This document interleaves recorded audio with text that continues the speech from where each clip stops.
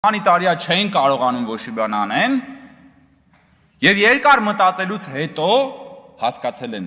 լերը մուկա ծնել, որոշել են լսումներ անել խորհրդարանական։ Շատ իսկապես ես ապշած եմ։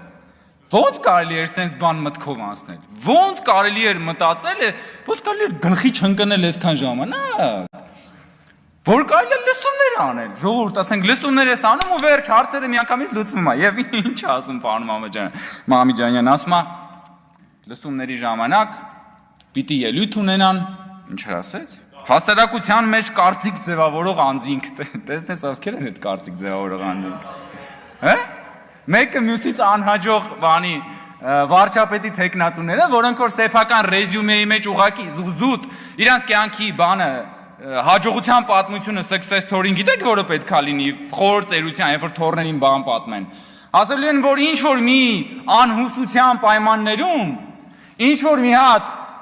բարիերի տակ մնացած ուժ, որը օրենքի զուտ իմպերատիվ պահանջով հայտնվել է խորհրդարանում, բոլոր հնարավոր տեխնացուներին սպառելուց հետո մտածել է, որ օրինակ ասենք այս մարդուն էլ կարան հանկարծ ինչ որ մի պարագայում դարձնեն վարչապետի տեխնացու։ Այդ մարդիկ են ձեր կարծիք արտահայտող, կարծիք ձևավորող բանը։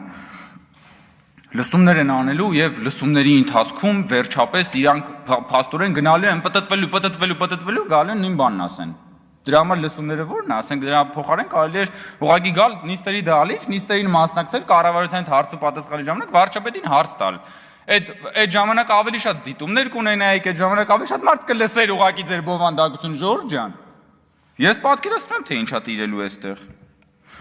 Հայկ Մամիջանյանը ասում է, խոսելով արտաքին հարաբերությունների անվտանգության Ղարաբաղի հարցի հետ կապված, ասում է, տեսանք ձեր քաղաքականության հետևանքը, ասում է, չէինք ուզի, բայց տեսանք այդ քաղաքականության հետևանքը։ Բա որ Ղարաբաղում իշխանափոխություն էր լինում, դուք էստեղից շնորհավորում էիք։ Բա աճապարում էիք, պարոն Մամիջանյան, շնորհավորում էիք, որ Ղարաբաղում իշխանափոխություն ա եղել ու հույս էիք հայտնում։ Հույս էիք հայտնում, որ Հայաստանում էլ նույնը տեղի կունենա։ Բա տեսանք այդ իշխանափոխության հետևանքը որը եղավ Ղարաբաղում, պարոն Մամիջանյան։ Հույս ունեիք, որ այդ նույն հետևանքը լինելու է նաև Հայաստանում։ Ու որ այդ հետևանքը չեղավ, որովհետև Հայաստանում դուք վերջնականապես ջախջախված եք։ Ջախջախված եք քաղաքականապես, դուք գտնվում եք հատակում, հատակից էլ ներքև եք գտնվում բոլորով։ Դրա համար միակ բանը, որ դուք կարող եք անել խորհրդարանական լսումներն է, դա էլ որովհետև կանոնակարգ օրենքը ձեզ հնարավորություն է տալիս։ Ընդ որում ավելի շատ կարայիք անեիք որպես խմբակցություն, մտքներով չի անցել, բայց որովհետև ինչ բովանդակություն պիտի գաք այստեղ գեներացնեք։ Հա, հիմա անցնենք մի քիչ արդեն բանի հետ կապված, թեմայի հետ կապված, մենք հիշեցնեմ, որ քննարկում ենք Կոռուպցիայի կանխարգելման հանձնաժողովի 2024 թվականի գործունեության մասին հաղորդումը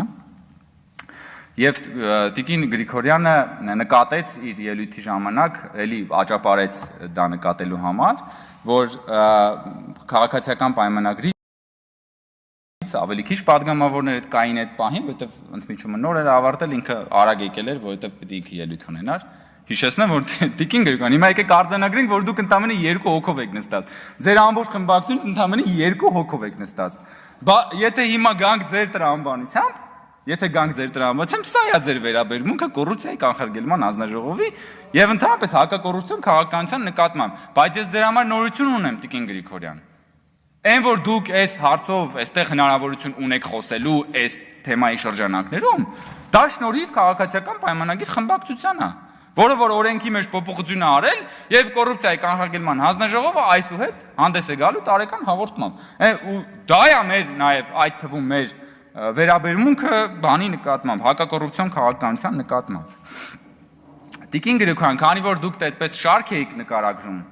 եւ այդ նկարագրում եք այդ շարքը եւ ես զգում եմ, որ դուք հուզվում եք, հուզումնալից այսպես տոնայնությամբ եք խոսում, այսպես կոչված կոռուպցիոն երևույթների մասին։ Ես ուղղակի մի հատ խնդրում եմ, կլինի մի օր էլ նույն այդպիսի հուզումնալից տոնայնությամբ, օրինակ պտտվեք եւ ձեր առաջնորդի որդուն Լևոն Քոչարյանին հասցնեք, ասեք, պարոն Քոչարյան կամ Լևոն, չգիտեմ ոնց եք իրան դիմում։ Ասեք, բայց նավսակի պարոն Քոչարյանով դիմեք։ Ասեք, ոնց եղավ, որ դուք տենց եկաք այնտեղից մի կերպ Ղարաբաղից եկաք ու մեկ էլ դարձաք մուլտիմիլիոնատեր, այդ ոնց եք դարել։ Կարող է մի քանի հատ հուշում անի, օրինակ ձեր համար, դուք էլ գնաք ձեր հաջողության պատմությունը կերտեք, դուք էլ դառնաք մուլտիմիլիոնատիրուհի։ Կվախենում եք այդ հարցը տակ Լևոն Քոչարյանին, հա՞։ Կամ ասենք ձեր իշխանության, ձեր շրջանակների հետ փոխկապակցված մարդկանց կեսը ապօրինի գույքի բռնագազման օրենքով գնում է։ Բա մի օր էլ տենց հեկեկացող ձայնով իրենց մասին խոսեք։ Հա, հեկեկացողացի դուք ասում եք մամուլում, որ դուք հեկ եք կառուցել, ինչ որ հեկերի հետ կապված, չէ, ես ասում եմ մամուլում տենց ու երբ որ ամեն անգամ մամուլում ես դա կարդում եմ, հեկի մասին հիշում եմ ձեր հեկեկացող ձայնով բաները, ելույթները կոռուպցիայի դեմ պայքարի վերաբերյալ, մի հատ խնդրում եմ դա էլ փարատեք։ Մի օր էլ ելույթ ունեցեք, դա փարատեք։ Այդ ինչ խոսակցություններ էին հեկի վերաբերյալ, Տիկին Գրիգորյան։ Այդ ինչ խոսակցություններ էին։ Բա դուք երբ որ վերցնում եք մամուլում օդից կախված նյութերը եւ դրանից ելույթ եք կազմում եւ գալիս եք այստեղ բան եք անում, այդ նյութերի հիման վրա քաղաքական վերդիկտներ եք հրճակում, բա նույն բանը մի հատ էլ մի անգամ ձեր մասին արեք։ Կամ նորից եմ ասում, Տիկին Գրիգորյան, նորից եմ ասում, խնդրում եմ, էլի, հետո մի հատ եկեք մի ելույթի ժամանակ ասեք, ձեր առաջնորդի որդուն կհարցնեք ո՞նց են դարձել մուլտիմիլիոնատեր։ Ասեք, պարոն Քոչարյան, Լևոն, ո՞նց դարձաք մուլտիմիլիոնատեր, այդ որ տաղանդի հաշվին եք դուք այդքան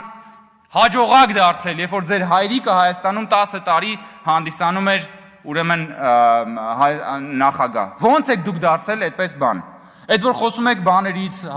տենդերներից եւ այլն, մի հատ իրենց մասին, մի հատ իրենց հետ էլ խոսացեք, էլի։ Ես ուզում եմ հիշեցնեմ, որ ձեր իշխանության, ձեր վարչապետներից մեկը, որը որ հակակոռուպցիոն քաղաքականության խորհրդի, դա ոնց էր ժամանակ կոչվում, կոռուպցիայի դեմ պայքարի խորհուրդ էր կոչվում ոնց որ, կոռուպցիայի դեմ պայքարի խորհրդի նախագահը, ձեր իշխանության վարչապետ Հովիկ Աբրահամյանն էր, ով որ ինքը այսօր անցնում է, ապօրինի գույքի բռնագազման օրենքով